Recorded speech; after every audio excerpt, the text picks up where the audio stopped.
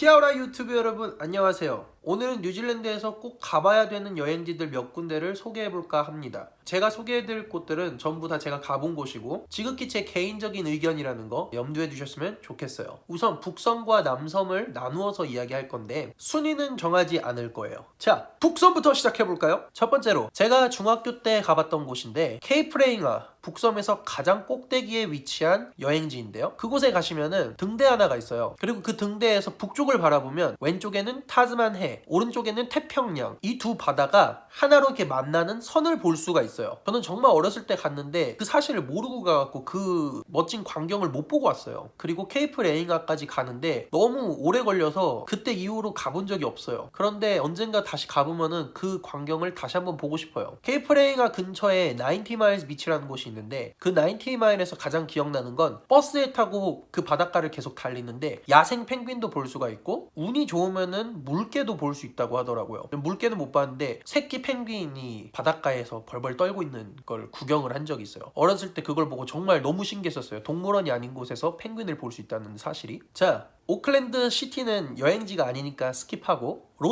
로토루아는 대부분 사람들이 가는 여행지죠. 온천으로 유명하고 할 수 있는 게 꽤 많이 있어요. 그 중에 아그로돔이라는 곳이 있는데 아그로돔에 가면은 뉴질랜드에서 이제 흔히 볼 수 있는 양떼들을 볼 수 있고 양털 미는 거 그리고 넓은 목장을 볼 수 있어요.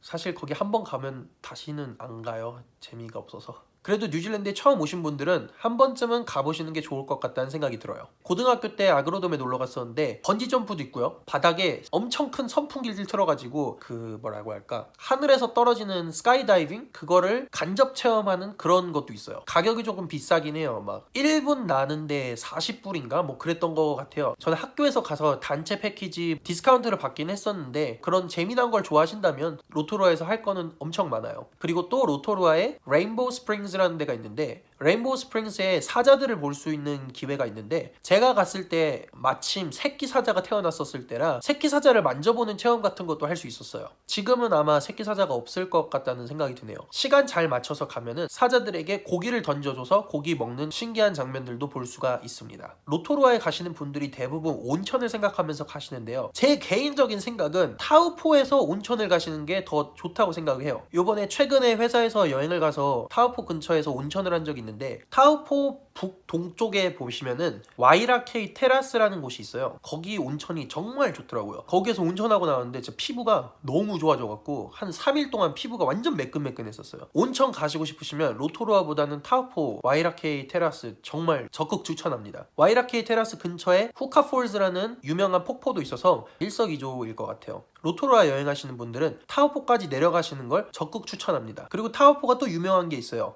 번지 점프.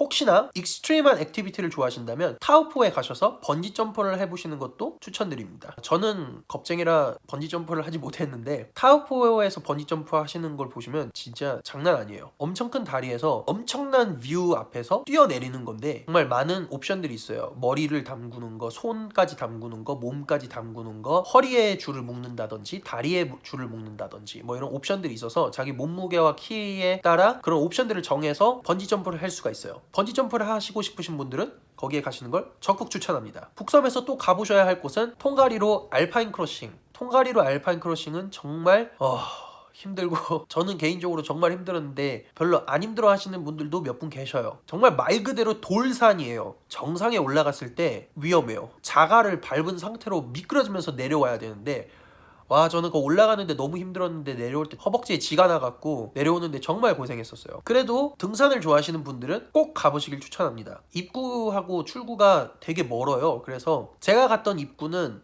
시작부터 돌이어갖고 그냥 주변이 다 돌이에요. 돌밖에 없어요. 나무도 거의 안 보이고 그냥 돌만 보면서 걷는 건데 정상 찍고 나서 내려오면은 기이한 호수 같은 것도 볼 수가 있어요. 초록색 빛깔인 호수 같은 것도 볼 수 있고 이상한 색이 있는 그런 호수를 볼 수가 있어요. 그리고 내려오는 길에는 이제 제가 갔던 루트로 가시면은 내려오는 길에는 이제 숲속이 보이고 나무들도 보이고 엄청나게 멋있는 시너리를 볼 수가 있어요. 적극 추천합니다. 뉴질랜드 하면은 호빗을 빼놓을 수 없죠.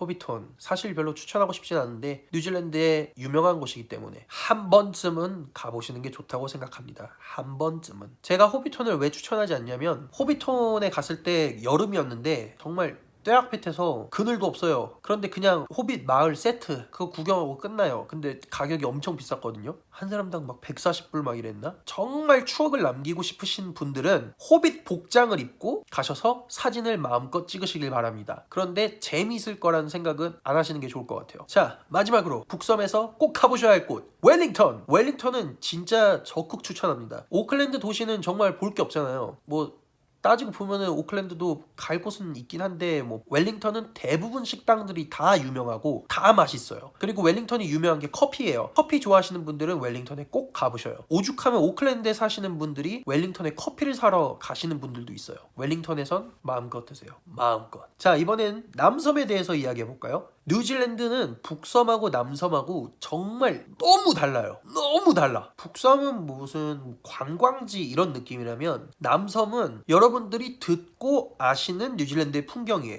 우선 가장 추천드리는 방법은 오클랜드에서 크라이스처치로 비행기를 타고 내려가셔서 크라이스처치에서 테카포 호수 끼고 마운트 쿡 끼고 퀸스타운으로 가는 버스를 타시는 건데 사실 크라이스처치에 볼 게 하나도 없어요. 여러분들도 아시다시피 크라이스처치 몇 년 전에 엄청 큰 지진이 나서 건물들도 많이 부서지고 인명피해도 많이 컸었단 말이에요. 그래서 건물들이 아직도 많이 닫혀 있어요. 그리고 크라이스처치에서 가장 유명하던 교회 그 건물도 아직도 부서져 있는 걸로 제가 알고 있거든요. 그래서 가시면은 사실 정말 볼 게 하나도 없어요. 그리고 제 기억으로 물가가 크라이스처치가 되게 비쌌어요. 그냥 맥도날드 갔는데 다른 타 지역에 비해서 맥도날드 가격이 엄청 비싸더라고요. 그래서 크라이스처치에 머무는 것보다 그냥 곧바로 크라이스처치 도착하자마자 바로 또 여행을 떠나는 걸 추천드려요. 근데 남섬 여행하고 북섬 여행하고 다른 점이 뭐냐면 북섬 여행은 한 군데 가면은 이제 좀 뭔가 많이 할 수가 있는데 남섬 여행은 어디 한 군데 갔다가 다른 타 지역 가려면은 차로 운전을 진짜 오래 해야 돼요. 우선 그 점 감안하시고요. 크라이스처치에서 움직이실 때 테카포 호수가 가장 유명한 게 바로 별이죠. 별. 밤에 가시면은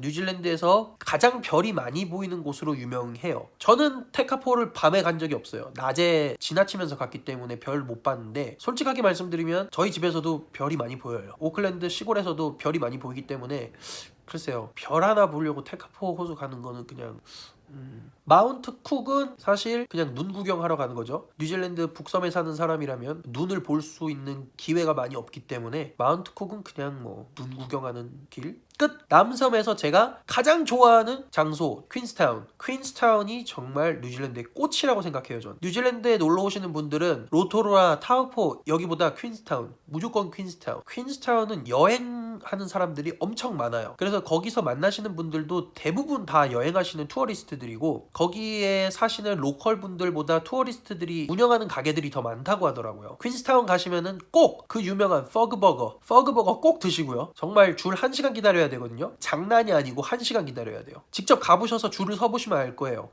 줄 그렇게 길지 않은데 1시간 걸려요. 저도 그렇게 생각했는데 1시간 동안 줄 서갖고 햄버거 하나 먹었어요. 그런데 그만큼 가치가 있다는 거. 퀸스타운에서밖에 팔지 않는 퍼그버거 놓치지 마시고 꼭 드시고 오시길 바랍니다. 이건 지극히 제 개인적인 생각이지만 퀸스타운은 한 4월쯤 가시면은 가을 풍경이거든요. 단풍잎도 있고 막 이래요. 그리고 날씨가 진짜 좋은데 4월에 퀸스타운에 4월에 가시면 정말 액자에 들어가는 그런 장면들을 바로 눈앞에서 볼 수 있어요. 장난 아니고 퀸스타운은 4월에 가셔야 돼요. 겨울에 가시면은 스키장을 꼭 가셔야 되는데 남섬이기 때문에 정말 날씨가 춥다는 거. 뉴질랜드 북섬 겨울 별로 안 춥다고 남섬에 청바지 입고 가셨다가 다리가 얼 수도 있으니까 조심하시길 바랍니다. 저는 정말 그때 청바지 입고 죽는 줄 알았어요. 퀸스타운에서 한 2-3일 머무시면 정말 재밌거든요. 그 머무시는 동안 밀포드 사운드